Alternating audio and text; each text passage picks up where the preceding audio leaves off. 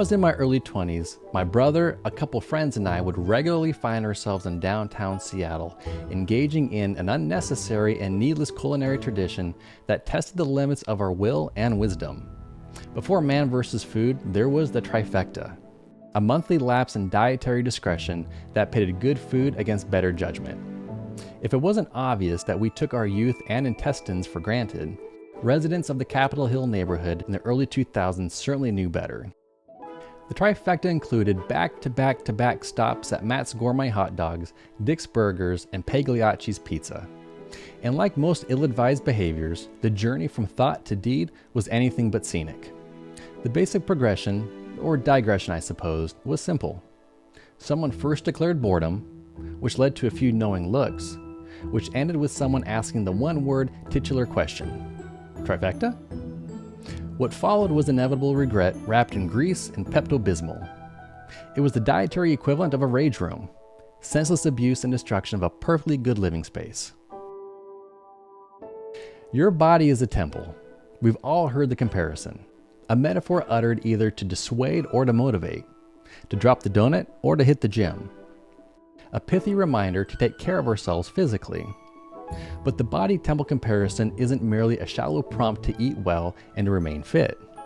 Like a Chicago-style pizza, it's deep. James 2:26 reads, "The body apart from the spirit is dead." Pretty straightforward. James is stating that there's an obvious spiritual component to our existence, one that Jesus alluded to after he laid waste to the temple court, the original rage room. "Destroy this temple, and in 3 days I will raise it up." He was speaking about the temple of his body.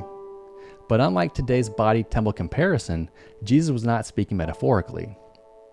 To understand the significance of the body, the last temple, it helps to understand the significance of the first.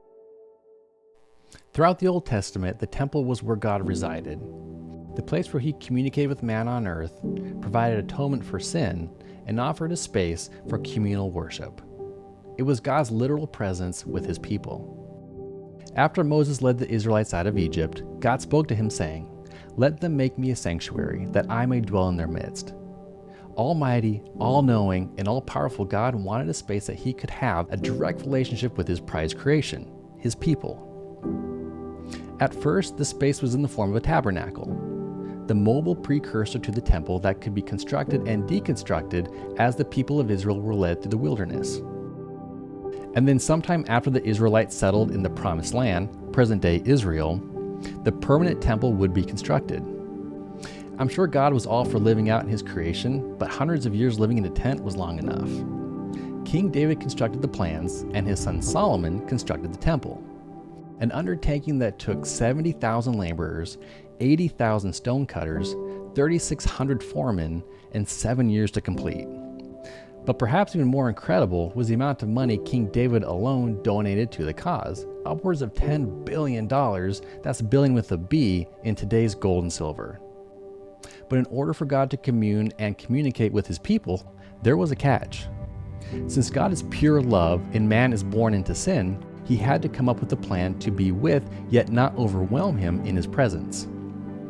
Because pure love isn't the last 5 minutes of a Hallmark movie. It's a supernatural warning label, may cause trembling, nausea, and death.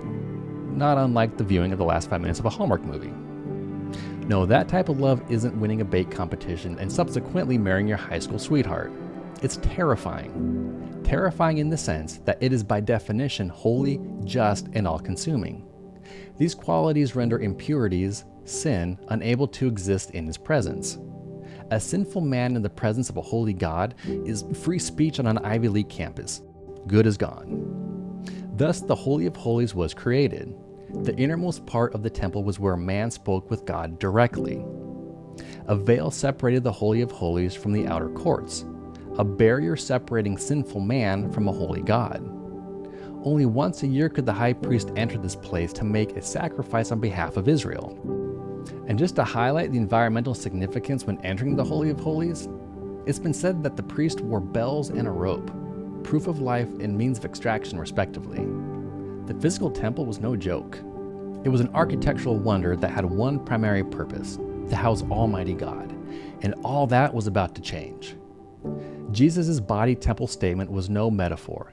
It was a foreshadowing, a favorite of Christ's narrative devices. During the wedding at Cana, Jesus foreshadowed the significance of his blood. At the temple, he foreshadowed the significance of his body, both of which would be revisited at the Last Supper. Body broken, blood poured out. And after his death and resurrection, the Spirit that descended on him like a dove would be available to descend on us all. No longer separated by a veil, we have full access to God because he resides in us. In a sense, our bodies become the Holy of Holies. As the Apostle Paul writes, "Do you not know that your body is a temple of the Holy Spirit within you, whom you have from God? You are not your own, for you are bought with a price, so glorify God with your body." When I was in my early 20s, my temple looked more like a house of pancakes than a house of worship, literally and metaphorically. And thankfully, Christ was and is always gracious enough to overturn my tables when needed. Jesus said to the money changers, "Do not make my Father's house a house of trade," a reprimand for their irreverence and their disregard for whom the temple housed. I wonder what he might say to you, what he might say to me. Do not make my Father's house a house of, you fill in the blank. Does your temple look like 10 billion with a B? Or does it look like the supernatural equivalent of a late night trifecta? Because for some of us, our temple is barely suitable for Burger King, let alone the King of Kings. So remember who you host. After all, your body is a temple.